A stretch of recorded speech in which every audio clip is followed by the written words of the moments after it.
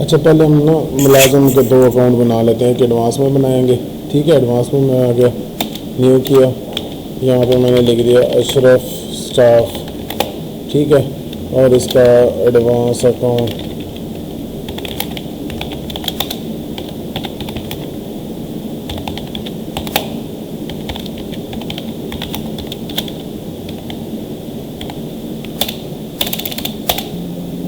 ये एक advance account बन गया इसका। उसके बाद हम इसका ख़र्चे में बना लेंगे सैलरी के नाम से। ठीक है, अशरफ स्टाफ, और यहाँ पे मैं इसको कर देता हूँ सैलरी अकाउंट, इसको तनख्वाह का खाता। ठीक है,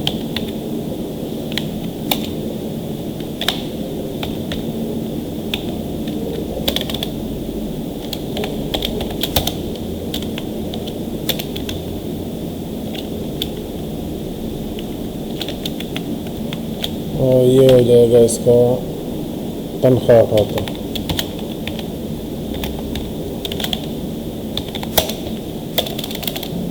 ठीक है, अब हमारे अशरफ के दो अकाउंट बन गए। अब अशरफ आया हमारे पास, उसने कहा जी मुझे कुछ पैसे उधार दें, दस्ती जैसे लेते हैं, एडवांस लेते हैं, तो वो आप कैसे डालेंगे। ठीक है, उसकी एंट्री बताता हूँ। आमद खर्च वोचर में आ गए। सपोज उसने यकम 5 को मुझे कहा कि मैंने यहाँ सिर्फ एडवांसेस खोल लिए। ठीक है, यकम 5 को उसने मुझे कहा कि जो है ना मुझे 1000 रुपये दे दें। 1000 रुपये दे के उसको एंट्री आपने डाल दी। फिर वो उसके बाद यकम 5 के बाद आपके पास आया दोबारा, और उसने 10/5 को आपको कहा कि मुझे 1000 रुपये एडवांस दे दें, 1200 दे दें। ठीक है, आपने उसको दे दिया।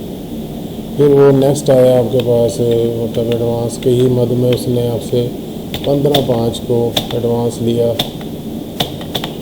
2200 उसके नाम हो गए, तो 1800 उसने और लिया आपसे।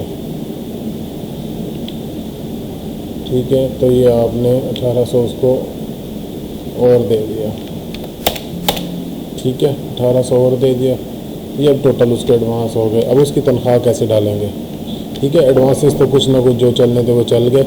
उसका खाता हम देख लेते हैं, एडवांस वाला ये क्या पोजीशन है।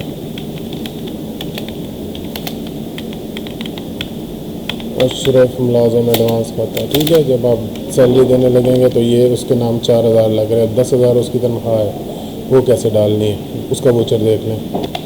उसके लिए हम आएंगे डेली वोचर में। ठीक है, आज सपोज 21 तारीख है, तो अब सबसे पहले ना हम उसका जितना एडवांस हो 4000 उसने लिया है, ये कहता है कि 4000 मेरा पूरा ही काट लें। ठीक है, तो 10,000 उसकी सैलरी है। मुलाजिम का एडवांस खाता सेलेक्ट करेंगे और इसमें हम जमा कर लेंगे 4000 रुपये। एक एंट्री ये हो गई।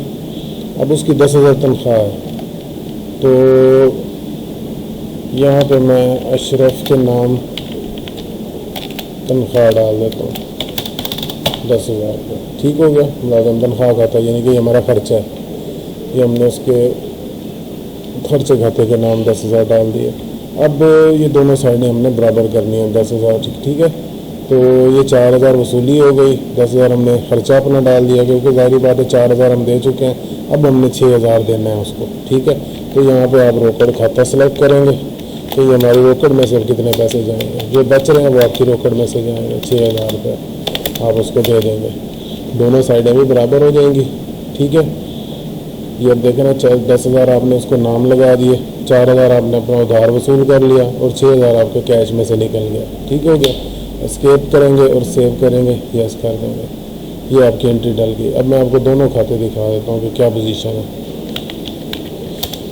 अशरफ का एडवांस खाता देख लें, ये उसने नकद लिए थे, नकद लिए थे 4000 उसके नाम थे, 4000 हमने जमा कर लिए, नील हो गया। उसके बाद अशरफ मुलाजिम तनख्वाह खाता, ये मैंने खोला, साहब का कुछ भी नहीं था, 10,000 उसके तनख्वाह खाता, यानी कि हमारे खर्चे के नाम लग गए। ये 10,000 हम उसको अब तक दे चुके हैं। ठीक हो गया, ये हिसाब सीधा। अब जब इसको आप देखेंगे सरमाया रिपोर्ट में, तो ये आपको बताएगा कि नीचे आपके 10,000 अखराजात हो चुके हैं, आपकी नफ़े में से माइनस हो जाएंगे। ठीक हो गया, ये माइनस में जा रही है प्रॉफिट एंड लॉस स्टेटमेंट। तो ये है सारा इसका।